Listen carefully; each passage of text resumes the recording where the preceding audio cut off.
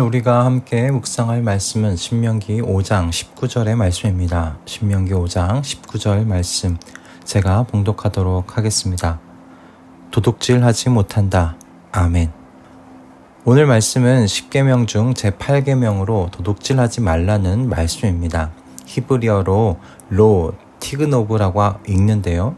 탈취하지 말라는 말로도 말할 수 있습니다. 훔친다.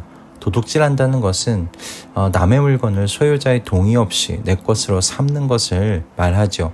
이렇게 보면 신명기에 도둑질하지 말라는 이 말씀은 그 의미가 그리 어려워 보이는 말씀은 아닌 듯 보입니다. 하지만 조금만 더 들어가 보면 이 명령이 간단한 것이 아니라는 것을 알 수 있는데요. 도둑질하지 말라는 8계명에 대해 먼저 우리가 생각해 볼 수 있는 것이 있습니다. 바로 성경이 개인의 사유재산권을 인정한다는 것입니다. 사유재산권을 인정하지 않으면 사실 훔친다는 말 자체가 그 의미를 잃습니다. 훔친다는 건 남의 물건을 소유자의 동의 없이 내 것으로 삼는 것을 말하기 때문입니다. 내 것이 없는데 어떻게 훔친다는 말이 성립이 되겠습니까? 그러니 8계명 자체는 성경이 개인의 사유재산권을 인정하고 있다는 것을 보여주는 계명이라 할 수 있겠습니다. 그런데 성경이 말하는 이 사유재산권, 무제한적인 것은 아닙니다. 그 이유는 성경에서 인정하는 이 사유재산권의 근간이 청지기 정신이기 때문에 그렇습니다. 성경에서 인정하는 사유재산은 완전한 나의 소유를 말하는 것이 아닙니다. 하나님께서 당신의 것을 잠시 동안 내게 맡겨 놓았다고 여기는 것이 지금 성경이 말하는 사유재산의 뿌리라고 할 수 있겠습니다. 하나님께서 하나님의 것을 내게 맡기셨고 내게 그것을 운영하고 사용할 권리를 주셨다고 여기는 것이죠. 그러므로 하나님의 것을 관리하는 청지기는요, 자신이 가지고 있는 것을 자기 마음대로 사용하지 않습니다. 아니, 사용할 수 없지 않겠습니까? 하나님께서 당신의 것을 우리 각자에게 맡기셨고요. 우리는 그것을 관리하는 청지기라는 사실을 인정해 보면 우리는 이 8계명의 의미에 대해서 몇 가지 좀 더 생각해 볼 수 있는 것들이 생기게 됩니다. 첫째는 무엇이냐면 타인의 것을 동의 없이 내 것으로 삼는 이 행위 자체가 하나님의 주권을 거스르는 죄라는 사실을 생각해 볼 수 있게 됩니다. 하나님께서는 당신의 기쁘신 뜻 가운데서 우리 각자에게 자신의 것을 맡기셨습니다. 지금 내가 가지고 있는 소유는 하나님의 주권 안에서 주어진 것이죠. 하나님께서 하나님의 뜻 아래 다양하게 나누어 주신 것 뿐입니다. 그런데 불법적으로 타인의 것을 훔친다면 이 행동이 의미하는 바가 무엇이겠습니까?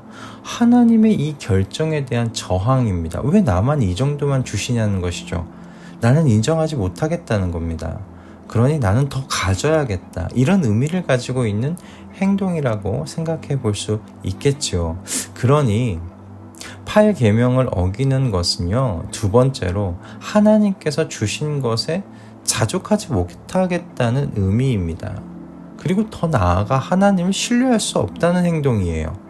생각해 보십시오. 남의 것을 내 것으로 삼는다는 건 하나님께서 현재 내게 주신 것에 저는 만족할 수 없습니다 라는 의미를 가지고 있을 뿐만 아니라 저는 하나님의 축복으로 사는 이 삶을 신뢰할 수 없습니다. 저는 제 손으로 미래를 준비해 놓아야 하겠습니다 라는 의미를 가지고 있다고 할 수 있습니다. 성경에서 이스라엘 백성끼리는 돈을 꾸어주되 이자를 받지 말 것에 대한 말씀들이 기록되어 있는 내용이 있습니다. 레위기 25장의 말씀과 신명기 23장의 그 말씀들이 기록되어 있는데요. 이스라엘 백성이 동족들에게 이자를 받아서 자신의 재산을 불리려 하지 않아도 되는 이유는 그곳에 기록된 바로 이스라엘 하나님 때문이라는 것이었습니다. 이자를 받지 말라고 말씀하시고 하나님께서 자신에 대하여 이렇게 설명하셨습니다. 나는 너희의 하나님이 되며 또 가나안 땅을 너희에게 주려고 애굽 땅에서 너희를 인도하여 낸 너희의 하나님 여호와니라.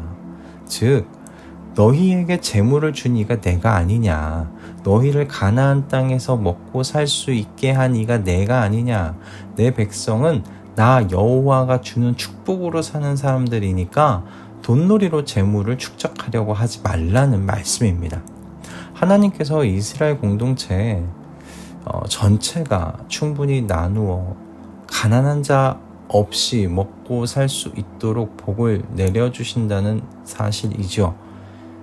이 하나님을 신뢰한다면 하나님의 백성은 8계명 지킬 수 있지 않겠습니까? 이처럼 8계명에 담긴 하나님의 마음을 생각하다 보니 이 말씀 속에 담겨있는 긍정적인 명령이 무엇인지를 묵상할 수 있게 되었습니다. 도둑질하지 말라는 이 말씀은요, 여러분, 나누고 베풀며 살라는 하나님의 긍정적인 명령이십니다. 하나님께서 우리 각자에게 하나님의 소유를 맡기셨습니다. 그것은 하나님의 뜻 안에서 이루어진 일이죠. 그러므로 누군가 더 많이 받았다고 하여서 사실 우리가 시기하고 질투할 일은 아닙니다. 더 많이 받았다는 건, 주님께 더 많이 받았다는 건 더 많은 의무를 지음받았다, 지우게 되었다라는 의미이기도 하기 때문입니다. 청지기로서 우리는 내가 가진 것으로 누릴 생각만 해서는 안 됩니다. 왜요? 하나님께서 하나님의 뜻 안에서 더 주셨다는 건 그 안에 하나님의 의도가 담겨 있기 때문이라 생각합니다. 그러므로 하나님의 그 의도를 읽어서 내게 주신 이것을 어떻게 경영해야 하는가, 그 사실을 우리가 기억해야 한다는 것이죠. 맡기신 분의 마음을 헤아릴 의무가 있다는 말씀입니다. 하나님께서 이스라엘 공동체 안에 가난한 자들이 사라지지 않을 것에 대하여 말씀하셨습니다. 그러므로 이스라엘 백성은요, 형제와 자매들에게 손을 펴서 그들을 도우라고 말씀하십니다. 나누고 베풀라는 것이죠. 분명히 하나님께서는 의도를 가지시고 이스라엘 백성, 이스라엘 공동체 안에 더 많은 것을 소유한 사람들을 두게 하셨습니다.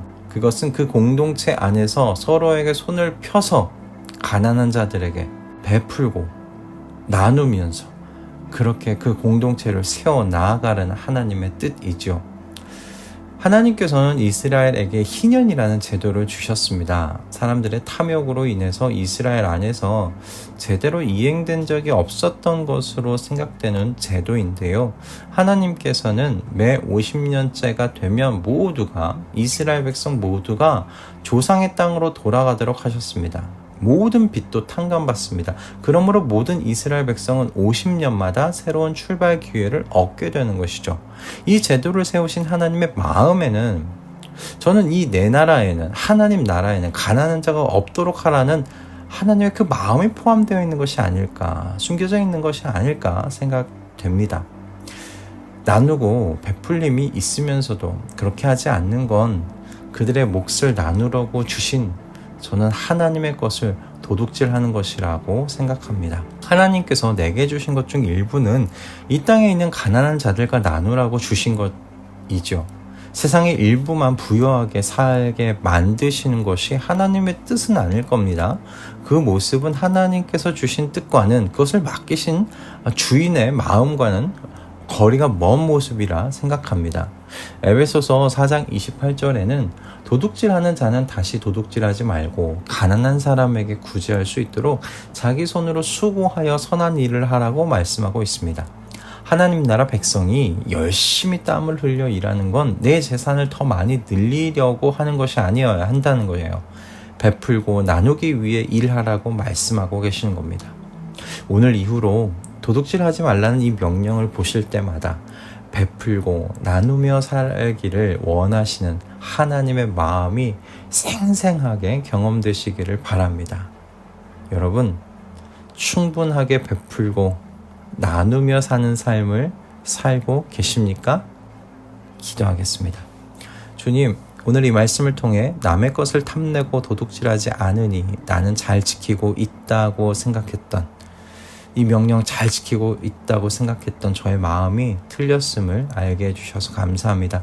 도둑질하지 말라는 말씀은 남에게 갈 것을 주지 않고 가지고 있는 것도 포함하시는 말씀이었습니다. 그러니 베풀고 나누는 삶이 제 삶 속에 없다면 그것으로 저는 다른 이에게 주도록 받은 주님의 것을 도둑질하고 있는 셈이지요. 주님, 오늘 이후로 베풀고 나누는 나의 삶을 점검하게 해주시고 청지기로서 주님의 것을 주님의 마음으로 잘 경영할 수 있도록 지혜 허락하여 주시옵소서.